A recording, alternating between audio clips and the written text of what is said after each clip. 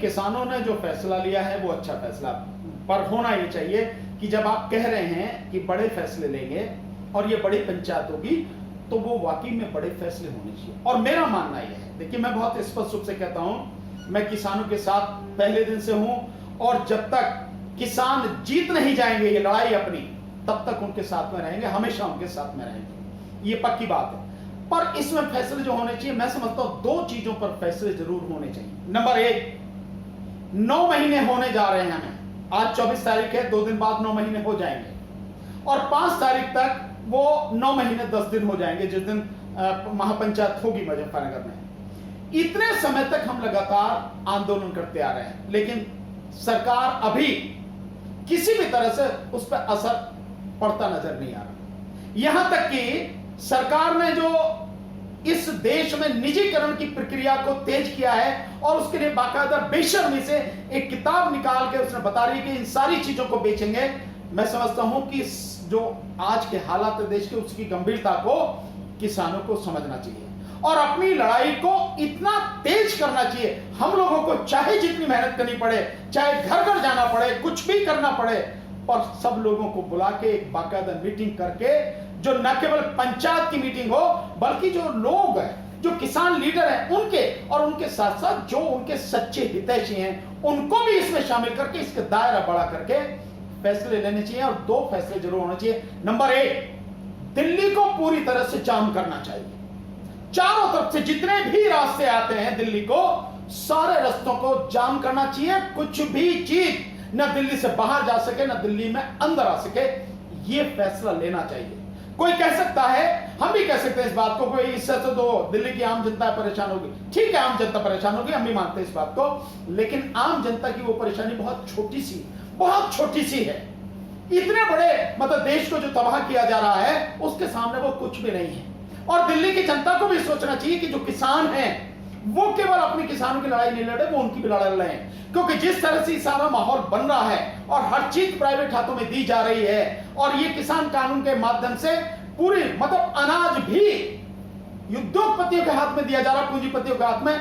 ये जो जनता है, शहरों की जनता है, गरीब जनता है, भूखों मरेगी ये। तो लड़ाई किसान इनकी भी लड़ रहा है, इसलिए उन्हें इसमें साथ देना चाहिए। तो मेरा मानना यह है, इस लड़ाई को तेज करके पूरी तरह से जाम कर दो, ताकि सरकार को यह पता लग जाए कि अगर तुमने ये कानून वापस नहीं लिए तो ये लड़ाई बहुत बड़ी हो जाएगी, बहुत व्यापक हो जाएगी, और फिर सरकार के लिए बहुत बड़ी दिक्कत हो जाएगी। एक फैसला तो ये होना चाहिए, मेरा व्यक्तिगत मेरा मानना है, और मैं किसान जो संगठन के साथी हैं, नेता, उनसे मेरा ये निवेदन भी है, मैं उनके सामने रखना चाहूंगा कि ये फैसला होना चाहिए। दूसरा, एक फैसला यह होना चाहिए कि इस चुनाव में किसानों को पूरी मजबूती के साथ हिस्सा लेना चाहिए। ये 2 कारण से आप देखिए, जरा सोचिए। देखिए, जैसे पंजाब में है, पंजाब में जहां तक मुझे हालत नजर आ रहा है, हो सकता है बीजेपी वाले हिम्मत भी ना कर पाए कि वो नॉमिनेशन भी कर दें। ये स्थिति पंजाब में है, इतना विरोध है, इतना जबरदस्त विरोध है। तो इन चुनावों में 2 राज्य सीधे सीधे हैं, आप जिनको कह सकते हैं, बल्कि उत्तराखंड भी आप हम उसको बहुत सीधा सीधा कह सकते हैं। तो उत्तराखंड है, उत्तर प्रदेश है, और आपका ये पंजाब। इन तीनों राज्यों में सोचिए एक पल को कि अगर किसान सीधे सीधे, वैसे तो भाग लेना चाहिए, पर अगर सीधे सीधे भाग नहीं ले रहे, तो किसी पार्टी को इतने बहुत खुल के सपोर्ट करना चाहिए ताकि उसे जिता के लाए, उसकी सरकार बने।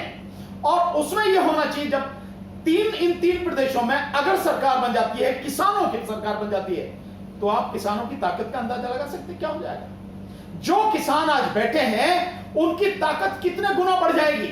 3 प्रदेशों की सरकार अगर किसानों की सरकार बन जाती है, तो इन सरकारों की जो ताकत है पूरी, वो किसानों के साथ में होगी। सेंट्रल गवर्नमेंट तो वैसे ही घुटनों पर आ जाएगी। उत्तर प्रदेश तो अपने आप में ही भारत, आधा भारत समझ लीजिए आप उसे, तो ये स्थिति है। तो इस बात को बड़ी गंभीरता से विचार करना चाहिए कि बीजेपी को हराने के लिए आप प्रचार करेंगे तो समझ में आता है, ये भी राजनीति ही है। लेकिन जब आप राजनीति कर रहे हैं, तो फिर टुकड़ों में क्यों कर रहे हैं राजनीति? आप राजनीति फुल फ्लैश कीजिए, तबियत से कीजिए, खुल के कीजिए, और सरकार बनाने के लिए कीजिए। ये नहीं कि बीजेपी को हराने के लिए। बीजेपी को तो हराना ही है, तो पक्की बात है, लेकिन जिताना किसको है ये भी निश्चित करना चाहिए। और जिसको जिता कर लाए, ऐसी पार्टी को, ऐसे व्यक्ति को, ऐसी लीडरशिप को जिता कर लाए जो तुम्हारे साथ कदम से कदम मिलकर चल सके, कंधे से कंधा मिला के चल सके, ताकि तुम्हारी लड़ाई में इन तीनों प्रदेशों की सरकार कंधे से कंधा और कदम से कदम मिलाकर खड़ी हो सके, जिससे किसानों की ताकत कई गुना बढ़ जाएगी और लड़ाई बहुत मजबूत हो जाएगी, सरकार घुटनों पर आ जाएगी। बहुत बहुत धन्यवाद सर। ये सारे वो मुद्दे थे जो इस वक्त सबसे ज्यादा चर्चा में हैं। और किसानों की बात जहाँ तक आपने की, तो ये एक बहुत अहम सवाल है। किसान बीजेपी को हराना चाहते हैं, लेकिन किसका समर्थन करेंगे इसके जवाब में अभी तक वो कुछ नहीं कहते हैं। बहुत बहुत शुक्रिया।